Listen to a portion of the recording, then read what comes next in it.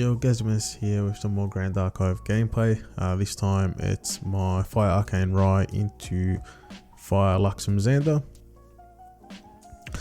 So in this game I go first, and it's just the usual sort of gameplay now of just trying to build my banishment with arcane cards.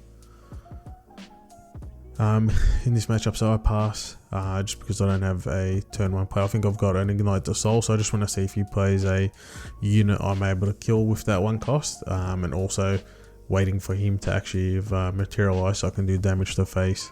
So I just hold playing the spell for the first turn and let him play first. In this matchup, the Luxem player is going to they're going to try to kill you 2 at level 3. They go for big turns where they reveal all their cards and then deal damage for each card revealed that way. So the early game is pretty slow from both sides.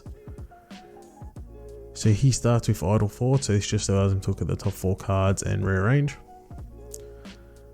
So as we can see in his hand, he gets a full hand of Luxem, which is sometimes good, sometimes bad. If you've got too much Luxem, then you can't play out. It's sort of similar that like the Arcane player feels.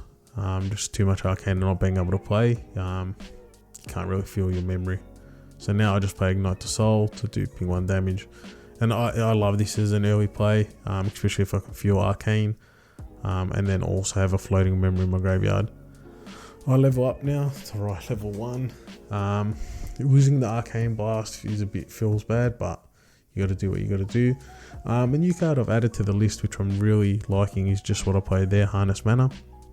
This allows me to put any cards from hand into memory, and it's also floating memory. So it just helps if you do have bricked hands, you can kind of like smooth them out to get the Arcane into memory. My opponent decides to also level up into level 1 Zander, so he just gets to glimpse a couple.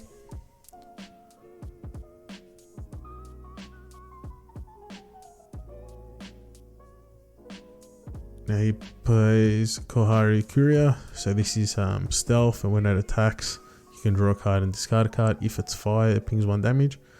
So you discard a veteran soldier, so some floating memory, so just a nice play. So now I've lost my second Arcane Blast and Harness Mana. Now it's not ideal to lose 2 Arcane Blasts to level up, but I do have Fireballs in hand, and I've also got Erratic Bolts in this deck. So I do have a few more kill spells in here than my normal deck, so I'm not worried about losing them. I just play Peer into Mana now because it's really my only play, and just gets me some counters. So it gets me 6 counters, actually 5 counters, and then I just use them to draw. So I go down to 1, use my last one to play the Owl. That lets me glimpse 2. I like both those cards. They were Arcane Sight, so it was just nice to get them in. So then I'm just ping for 1 damage with the Owl. Now my opponent, I guess he's deciding whether he wants to level up or just put a bit of protection in. He opts to not level up because he's only got the 1 floating memory in there at the moment. And he actually decides to play Safeguard. I mean, he nearly just played their Poison Dagger, so he was contemplating whether he wanted to rush, but he probably just doesn't have the hand to actually push a lot of damage if he goes Poison Dagger. So now he's killing my Owl. Draws again, and another Veteran Soldier into the bin there, so now he's got 2 floating memory, so a nice level 2 if he wants it.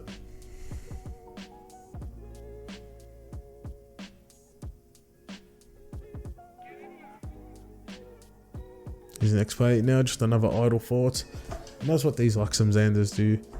They just do a lot of top deck manipulation, and really because they're playing so much Luxem, they just need it so they can smooth out their draws, level up correctly, and not get bricked with just an all Luxem hand. And then Idle Fort is floating memory too, so it's just a good card in these decks, and it's why it's also played in Arcane Rai. So I actually go for a bit of a risk here. I've got 2 Fireballs in my memory and a couple Arcane cards. I use 1 floating memory and take the chance of hitting the Arcane cards and keeping at least 1 Fireball in hand. Unfortunately for me, it's 2 Fireballs, so this is the worst case result because now I'm level 3 Rai and I've only got 2 Arcane cards in banishment. So this actually only puts me at level 5. But in my hand, I do have a Power Overwhelming, an Arcane Sight. So I'm not too worried because I've got a couple of Arcane Sights. So I know I've always got 2 levels on demand when I need them. But unfortunately, I don't want to use my Arcane Sights now because I know I'm going to have to probably have to kill him in 1 turn, and I would rather keep those Arcane Sights on the turn that I to kill him, especially because I'm only level 5. I can't burn cards to kill him. And the reason why I took that risk, he was only on level 1, so he only had 19 health, so I was going to take a bit of a play to see if I could have killed him that turn if things went my way. So now he's decided to go to level 2 just because he's got the floating memory, and he might as well use that play.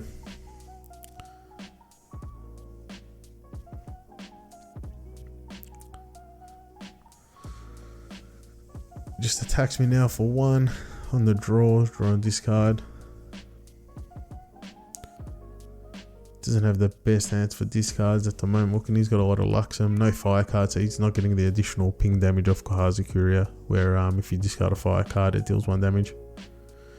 He gets rid of Kingdom Informant, so it's just more floating memory, just fuel in that graveyard. His next play here is Cremation, just to filter, to cycle through more through that deck. And then I can see there he got a Luxem Sight, which is a great card in here. Just a card that allows you to heal in Luxem.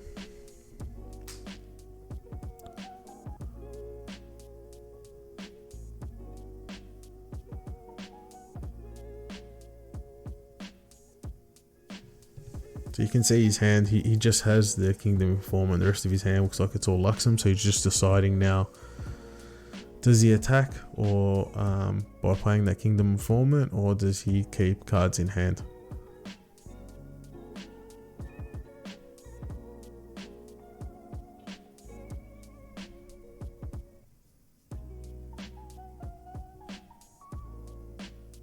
Oh, he's also got a Flame Sweep there.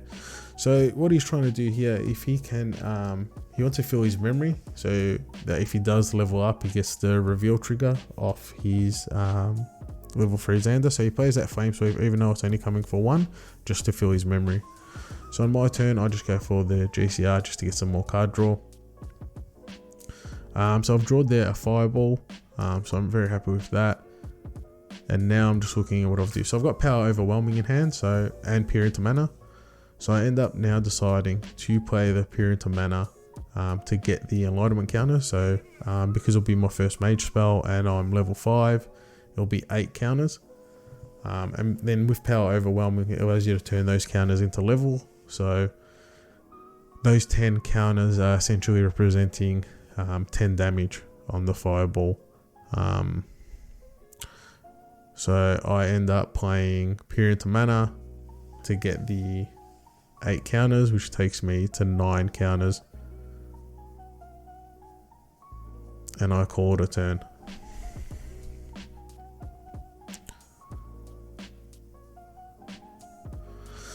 So I got very lucky there on the random discard from his memory, and I got his Luxem Sight. That was his only heal card. The rest of his cards there, you can see the only really ones he can play. He can banish the Gleaming card to draw 2 cards. He has Lightweaver's Assault, which does 2 damage to me. Here's a couple of Uncover the Plots too. So he's going to be able to use that Lightweaver's Assault a few more times this turn. I feel in a pretty good position because my current cards I have, you can see me there just grabbing the Crystal Empowerment. With my current cards, because I've got 2 Arcane Sights, the Arcane Blast, Fireball, and Power Overwhelming, I actually do have Lethal already, even though he's got Safeguard Amulet and he'll stop 4 damage. Arcane Blast will represent 7, and then I can get to level 19, so the Fireball coming for 20. So then 7 plus 16 is 23 damage. So yeah, hitting that Luxem Sight on the random discard for the level up actually helps me a lot there. So he just played Gleaming Cut to push some damage. Now he's played Uncover the Plot. He draws a card and then reveals the Lightweavers, does an additional 2 damage. putting prep counters also on his champion. At this point, with the amount of cards in his hand, he can't play a Lightweaver's Assault to kill me because it costs 4. So he plays another Uncover the Plot, deals another 2 damage. I know I'm out of kill range now, and then I'm pretty happy with where it's at. So basically what I'm actually thinking now is I'm just making sure that I do the maths correctly. And that's the reason why I didn't use those enlightenment counters to draw, especially in matches where your banishment doesn't go to plan, and you do want to still OTK. You have to be a bit more strategic with how you use your counters. Now, I had Power Overwhelming in hand, so that kind of directed my play. That I had that, and I had Arcane Sights, so they were going to give me levels for the turn, so I was going to have one big turn. He had Safeguard Amulet out, so I needed to play around that, but it was something that I could do. So he plays his last Uncover the Plot, deals 2 damage off the Lightweaver's Assault, and he draws his last card, and that's turn. Now it's my turn. I'm just double checking the math. I'm pretty confident I've got this because at the moment I'm level 5. With the crystal gets me to 7. With the 2 arcane sights to level 9.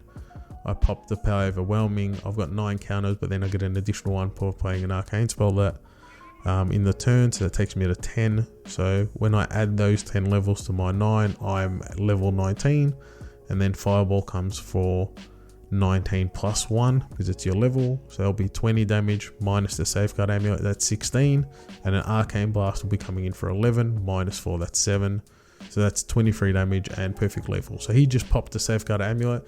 So as soon as he saw me play Crystal of Empowerment, he knows I'm going for it, so he just wants to do it at the soonest chance, and he knows he can kill me next turn. So this is my kill turn. So I'm now level 7. I then play Arcane Sight to level 8. I'm getting my counter, so I've got now 10 counters.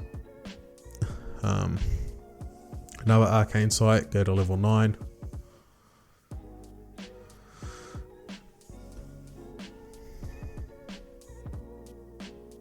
Play Power Overwhelming using all 10 counters, so now going to level 19.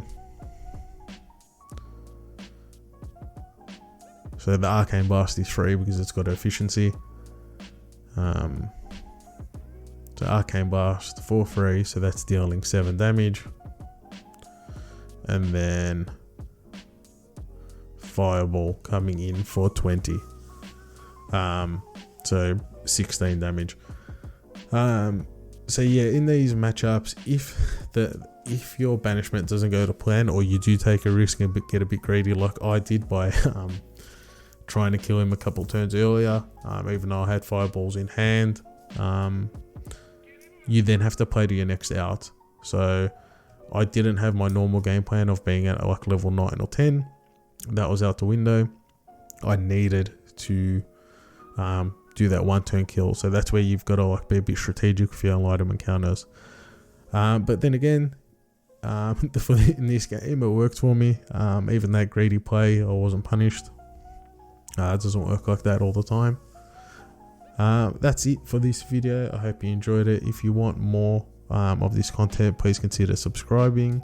As always, you can find me in the Discord. Cheers.